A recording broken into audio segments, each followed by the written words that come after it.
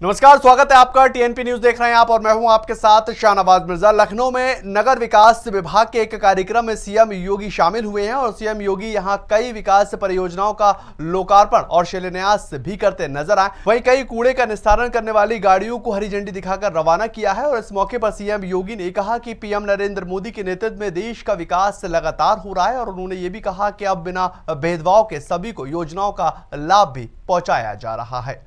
भेदभाव के योजनाओं का लाभ समाज के विभिन्न तबके तक पहुंचाने का कार्य प्रधानमंत्री मोदी जी के नेतृत्व में, उनके मार्गदर्शन में भारतीय जनता पार्टी की डबल इंजन सरकार ने जिस ईमानदारी और प्रतिबद्धता के साथ यह कार्य आजाद भारत में पहली बार किया है, इसलिए हमें दुनिया के सबसे बड़े राजनीतिक दल और एक सामान्य नागरिक के जीवन में परिवर्तन लाने का जो अभियान पहली बार देखने को मिल रहा है, उसकी जो पृष्ठभूमि है और पंडित दीनदयाल उपाध्याय जी के अंत्योदय से प्रेरित होकर के आज आदरणीय प्रधानमंत्री मोदी जी के नेतृत्व में जिस ईमानदारी और प्रतिबद्धता के साथ ये कार्यक्रम आगे बढ़ रहे हैं, इसलिए मुझे आज भारतीय जनता पार्टी के 43 वर्ष की इस यात्रा के लिए भी मैं आप सबको हृदय से बधाई देता हूं, अपनी शुभकामनाएं देता हूं।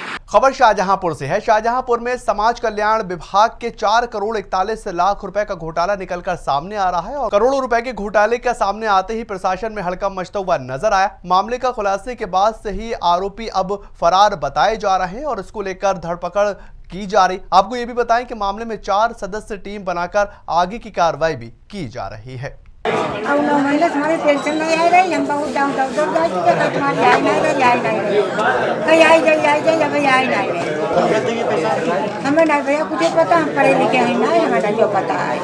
पूरे 9 महीना हो गए भैया, हम 15 दिन दौड़े तो 6 दिन दौड़े, महीना में दौड़े। यहाँ अधिकारी क्या कह रहे हैं? हमें भी पता नहीं कहाँ अधिकारी कहाँ का।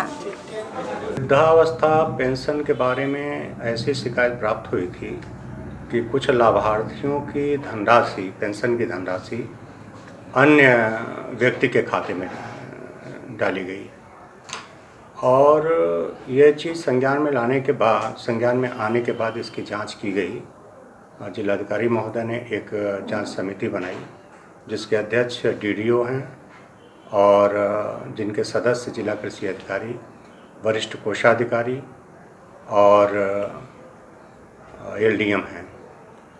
इन लोगों ने प्रारंभिक जांच आज की है। अभी जांच रिपोर्ट नहीं मिल पाई है, लेकिन उनसे वार्ता करने पर यह तथ्य पाया गया है कि लगभग 11 मामलों में ये ऐसे मामले हैं जिन्होंने शिकायत किया था। समाज कल्याण विभाग में जिन्होंने एप्लीकेशन दिया था कि उनके खाते में धनराशि नहीं जा रही है, उनमें से कुछ ऐसे लोग हैं जिन्होंने ये शिकायत की थी कि उनके बैंक अकाउंट में दूसरा खाता शो हो रहा है, जबकि उन्होंने ऐसा खाता परिवर्तित नहीं कराया है। खबर मथुरा से है। मथुरा के वृंदावन कथा प्रवक्ता अनिरुद्धाचार्य को बम से उड़ाने की धमकी मिलने के बाद से ही हड़कंप मचा हुआ है और आपको बताएं कि किसी ने संत कॉलोनी में कथा प्रवक्ता अनिरुद्धाचार्य को गोरी गोपाल आश्रम के ऑफिस में पत्र रख दिया है और आतंकी संगठन ने अनिरुद्धाचार्य से 1 हफ्ते के अंदर 1 करोड़ रुपए देने की भी मांग की है। मामले में आश्रम के कर्मचारी रोहित तिवारी ने अज्ञात लोगों के खिलाफ वृंदावन कोतवाली में मुकदमे को दर्ज करवाया है। कथावाचक अनिरुद्धाचार्य जी महाराज को जो वृंदावन में रहते हैं, उनको ये बाक्स में एक लेटर मिला है जिसमें उनको धमकी दी गई है। इस पे पुलिस संज्ञान लेते हुए अभियोग पंजीकृत किया है। जांच के लिए कई टीमें लगाई गई हैं। सीसीटीवी उनके यहाँ आने जाने वाले लोग जो उस बाक्स तक पहुँच रखते हैं, उसकी छानबीन की जा रही है और जल्द से जल्द इसका सही घटना का अनावरण किया जाएगा। बागेश्वर धाम के पीठाश्वरी धीरेन्द्र कृष्ण शास्त्री के साईं बाबा वाले बयान का वृंदावन के संतों ने समर्थन कर दिया है और महामंडेश्वर आदित्यनाथ महाराज और महंत मोहिनी बिहारी शरण महाराज ने उनके पक्ष में उतर आए। उन्होंने कहा कि साईं बाहर से भारत में आकर साधक के बने थे और संतों का यह भी कहना है कि साईं की पूजा को लेकर पिछले लंबे समय से विरोध लगातार चलता आ रहा। इससे पहले शंकराचार्य स्वरूपानंद सरस्वती ने भी साईं बाबा की पूजा के विरोध में अभियान चलाया था। देखिए, हमारे चारों शंकराचार्यों ने पहले स्पष्ट कर दिया है कि साईं मंदिर में रखने के योग्य नहीं है। वो एक फ़कीर हैं और एक मुस्लिम फ़कीर हैं, तो हिंदुओं के मंदिरों में उनकी मूर्ति की क्या आवश्यकता है। जब अपने देवता हर क्षेत्र में हनुमान जी की मूर्ति लगाइए और देवी की मूर्ति लगाइए, भगवान श्री कृष्ण की मूर्ति लगाइए, राम की मूर्ति लगाइए, जब ये स्तंभ हैं हमारे समाज के, तो फिर साईं की मूर्ति क्यों?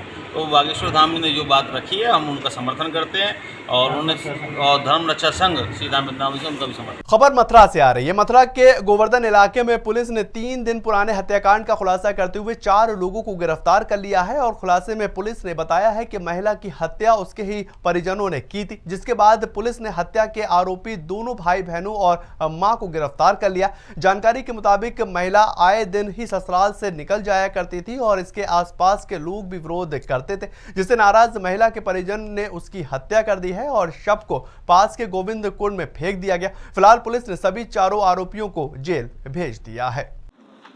2 अप्रैल को थाना गोवर्धन क्षेत्र स्थित गोविंद कुंड में एक अज्ञात शव जो कि एक महिला का था उसके प्राप्त होने की सूचना हुई। तत्काल इस सूचना पे पुलिस टीम वहाँ मौके पे पहुँचती है, सभी सीनियर ऑफिसर्स भी मौके पे पहुँचे। वो एक महिला का शव था जिसके हाथ और पैर दोनों बंधे हुए थे। प्रथम दृष्टया देख के ही ऐसा प्रतीत हो रहा था कि ये हत्या करके फेंका गया है या हत्या के उद्देश्य से ये फेंका गया है।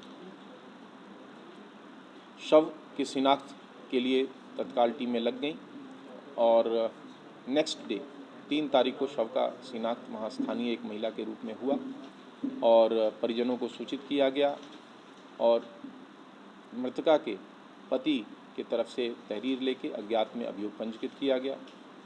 अभियोग का जब अनावरण किया गया तो ये तथ्य सामने आए कि मृतका के 2 भाई, मृतका की बहन और मृतका की मां, इन 4 लोगों ने मिलकर इस हत्या को अंजाम दिया था और उसके बाद शव को गोविंद कुंड में फेंक दिया था। चलिए छोटा सा ब्रेक, जल्द हाजिर होते हैं। आप बने रहे टीएनपी न्यूज़ के साथ।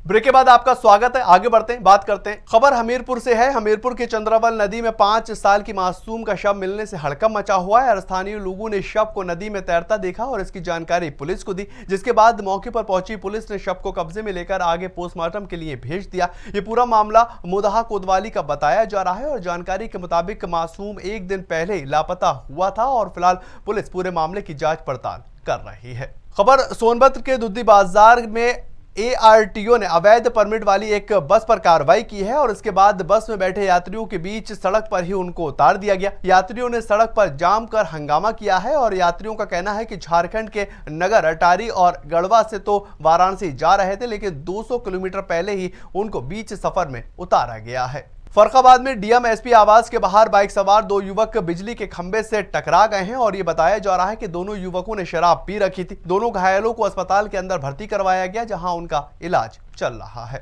फर्रुखाबाद जनपद के थाना शमशाबाद क्षेत्र में गांव नियमितपुर भुक्सी के प्रधान पति के साथ कुछ दबंग शराबियों ने गाली गलौज की है और देखते ही देखते मामला मारपीट तक पहुंच गया। इतना ही नहीं, दबंगों ने फायरिंग भी की, लेकिन प्रधान पति किसी भी तरह से अपनी जान बचाकर वहां से भाग आए, जिसके बाद प्रधान पति ने आरोपी दबंगों के खिलाफ थाने में तहरीर देकर न्याय की गुहार लगाई है। चलिए फिलहाल इस बुलेटिन में इतना ही। खबरों के लिए आप लगातार बने रहें टीएनपी न्यूज के साथ।